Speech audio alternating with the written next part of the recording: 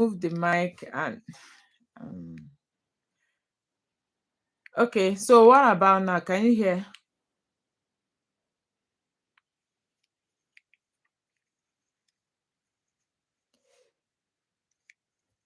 Okay, okay. Thank you. So I've removed the mic. So let me plug this.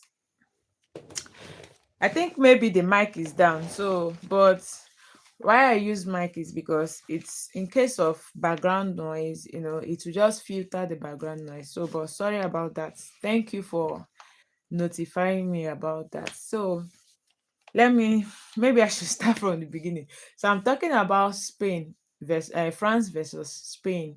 And I said that these two nations have always met themselves at different points, different critical points of their competitions. So they are in UEFA Nations and they play the Euros and Nations League. Now they also play World Cup, and they've met either at quarterfinals, semi-finals, round of 16, or depending on the competition.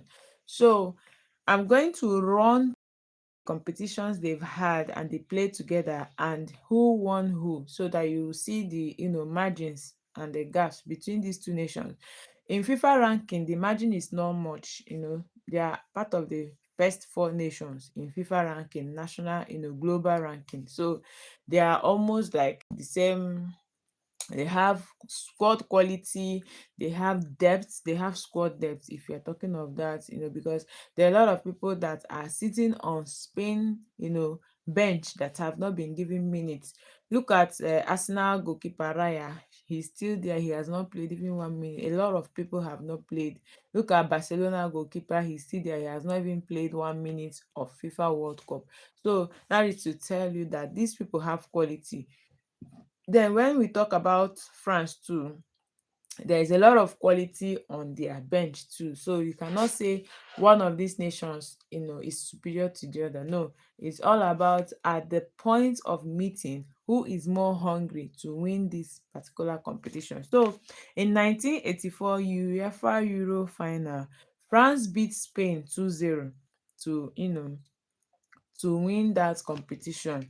In 2000 Euro quarterfinal, France also beat Spain 2-1 to clinch that title. In 2006 FIFA World Cup, now this is the World Cup we are talking about, France beat Spain 3-1 to kick them out of the tournament. Round of 16 is a knockout stage. So knockout stage means that if you lose, you are going home. So that is it. Then in 2012 UEFA Euro quarterfinal, Spain came back for revenge and they beat France 2-0. So for those who think that Spain is only on the collecting side, no, they've beaten France over and over again. And France have also beaten Spain over and over again. So like I said, it's a matter of the moment you meet the teams, involved, and how hungry that team is to win. So in 2001 UEFA Nations League, it's also a final match. France beat Spain 2-1 to win that title. Then in 2024 UEFA Euro semi-final, Spain beat France 2-1 to win that. Now in 2025, which was like the latest match they played, the latest match that is not maybe a qualifying match that they played. So it's UEFA Nations League. It's the semi-final between France and Spain, and Spain beat France 5-4. You know that France started scoring in the second half. They were like 4-0 down, but they came to score 4 goals. But Spain, scored one more to win that competition, to win that semi-final, and kick France out. So this is the run of matches they've had together, and the ones that have won and the ones that have lost. But let's come to World Cup 2026 FIFA World Cup. Let's see how has these teams fared in the World Cup. Now let's start with France. France have not lost any game of the World Cup, not even one game. They've never lost any game of the World Cup since the World Cup started. They played against Who was this team they played first? They played against Senegal. They played against Norway. They played against which other team is in that this thing? You guys should remind me which other team was in that. They played against Morocco, which they gave them 2-0. They played against all the teams they've played against so far. They have won like in this year's World Cup prior to meeting Spain because they've not played this game. So tomorrow they are going to be meeting Spain. Who do you think will win? Let me just put an answer. Let me hear your thoughts. Who do you think will win tomorrow? France versus Spain. Who is gonna win? Let me hear your thoughts in the comment section. Who will win? Who will win? Who will win? So I've posted a question and answer for you to answer. Who do you think is going to win between Spain? It's a bit small so that it will not block my face. But let me just hear your thoughts. France versus Spain. Who do you think will win? So I've talked about France and how they fared in the World Cup. Let me talk about Spain. Spain is the only team that did not concede even one goal until the quarterfinals. Spain was the only team in 2026 FIFA World Cup that did not concede any goal. Like when we mean any goal, they did not concede any goal at all until they got to the quarterfinals. They played against Cabo Verde. They played a draw against Cabo Verde. They played against Saudi Arabia and other teams. They won, all these teams. But they drew against Cabo Verde. But when it got to Belgium, which was their last game, they played 2-1 against Belgium. And that was the only time they conceded a goal in 2026 World Cup. So, but they are going to meet a team that have been conceding goals, even though they have 4 clean sheets. France have 4 clean sheets. Spain has 5 clean sheets. So tomorrow they are going to be playing each other. Who do you think is going to win? So I've dropped, the question and answer for you. Let me hear your thoughts in the comments. Who is going to win? France, Spain, France, Spain, France, Spain. Before now, they've played each other and they've kicked each other out at different points of their competition. But this is FIFA World Cup 2026 and the teams are not the same. Like now in the France team, you have the likes of Mbappe, who is a World Cup winner. This Spain team now, they've not won World Cup before. Let's be sincere with ourselves.